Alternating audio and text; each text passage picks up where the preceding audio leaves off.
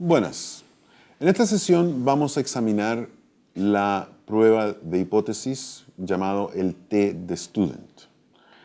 Esencialmente, la prueba del T de Student es una prueba para evaluar la diferencia entre dos medias o evaluar la diferencia entre la media de dos grupos diferentes. Por ejemplo, el caso de ingresos y sexo. Aquí, el ejemplo que voy a trabajar es saber si en la población, y noten aquí bien, digo en la población porque el T de Student es una prueba paramétrica, es decir, los resultados que me arroja esta prueba son generalizables a la población. Es decir, me interesa saber si existe una diferencia en la población entre los niveles de escolaridad de los hombres y los niveles de escolaridad de las mujeres en la comuna de Concepción. He usado números reales, es decir, estoy usando la información proveniente de la base de datos de la Encuesta Nacional de Caracterización Socioeconómica, normalmente llamada la encuesta CACEN, que se hace en Chile cada 2 o 3 años. Y en este año en particular, para lo cual obtuve estos datos, en la comuna de Concepción esa encuesta entrevistó a 390 hombres y 477 mujeres. Y de esas personas se obtuvieron los siguientes resultados.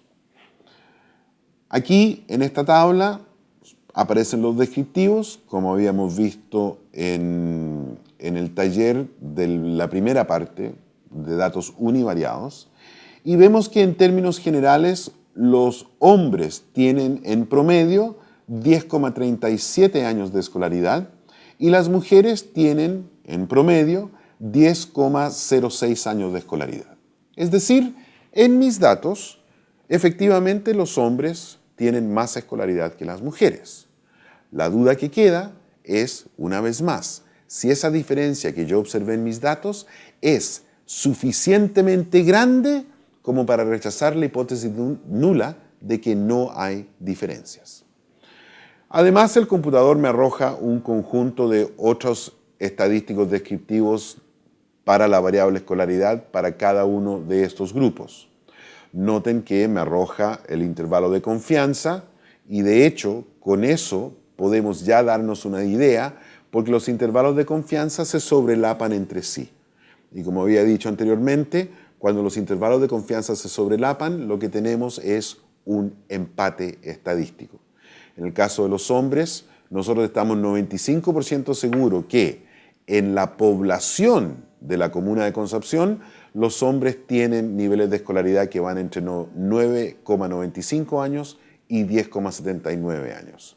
Y las mujeres, por el otro lado, tenemos 95% grado de seguridad que en la población las mujeres tienen un nivel de escolaridad que va entre 9,67 años y 10,45 años. Lo único que quiero rescatar aquí es el grado de asimetría. La distribución de escolaridad tiene un sesgo negativo, es decir, visto desde su lado, la cola de la distribución es un poco más larga hacia la izquierda que hacia la derecha. Pero esa asimetría o sesgo, como la habíamos llamado, es inferior a 0,5. Por lo tanto, para todos los fines prácticos podemos considerar esta distribución como si fuese simétrica, que no es un detalle menor. De hecho, la razón por la cual no hago este ejemplo con la variable ingreso que había usado cuando hablaba de la prueba de hipótesis es precisamente porque la variable ingreso es muy sesgada. Y una variable que es muy sesgada requiere tratamiento especial desde el punto de vista estadístico. Bueno, como decía hace un momento, las dos submuestras, los hombres y las mujeres, tienen medias diferentes y desviaciones estándares diferentes y sesgos diferentes, es decir, tienen distribuciones diferentes. Aquí están los datos descriptivos básicos, media, desviación estándar y error tipo de la media. Se aprecia esa diferencia. Pero la pregunta fundamental sigue siendo, ¿es suficientemente grande la diferencia observada en mi muestra para poder decir con un cierto grado de confianza de que esa diferencia observada en mi muestra efectivamente refleja una diferencia real en la población. Para responder esa pregunta, nosotros utilizamos lo que se llama la prueba T de Student. Y aquí arriba, aquí en pantalla, tenemos lo que es la fórmula de ese estadígrafo. Noten que no es una fórmula muy compleja. En el numerador tenemos esencialmente la media de cada uno de los dos grupos y en el denominador tenemos la varianza de cada uno de los dos grupos y el tamaño de la muestra para cada uno de esos dos grupos. De nuevo, no me interesa que ustedes se aprendan esta fórmula, no me interesa que la sepan calcular, lo que sí me interesa es que se enfoquen en el numerador. En el numerador tenemos la diferencia observada, es decir, x barra sub 1 menos x barra sub 2. En el caso nuestro, la escolaridad de los hombres menos la escolaridad de las mujeres, la diferencia observada, menos 0. ¿Qué es lo que es 0? La diferencia esperada bajo la hipótesis nula. Es decir, una vez más, en la misma fórmula, al igual que en el chi cuadrado, podemos ver que el núcleo de la fórmula utilizada para el cálculo del estadígrafo está justo ahí, esa idea de la diferencia entre lo observado en mis datos y lo esperado bajo la hipótesis nula. El denominador es algo que desarrollaron los estadísticos para que todo esto funcionara. Y me alegra que ellos lo hayan hecho. Pero me interesa el aspecto clave de la diferencia entre lo observado y lo esperado. Desarrollé el ejercicio a mano, sacando la información de la tabla de descriptivos que habíamos visto hace un par de diapositivas y me arrojó un T observado de 1,07. También le pedí al computador que me arrojara el T observado y me informara sobre su significancia.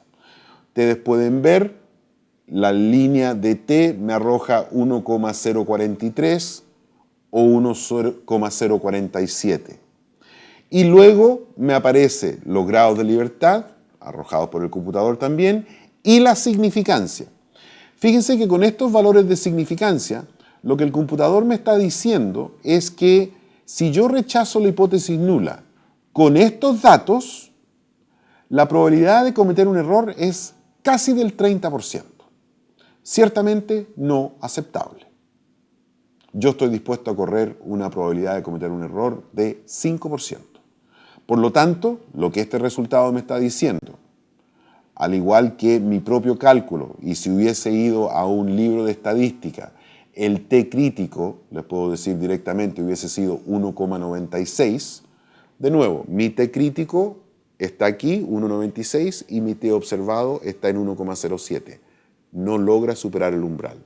En esencia, la diferencia observada en mi muestra es demasiado pequeña para poder decir con un 95% grado de confianza de que efectivamente en la población existe una diferencia en escolaridad de los hombres y las mujeres en la comuna de Concepción.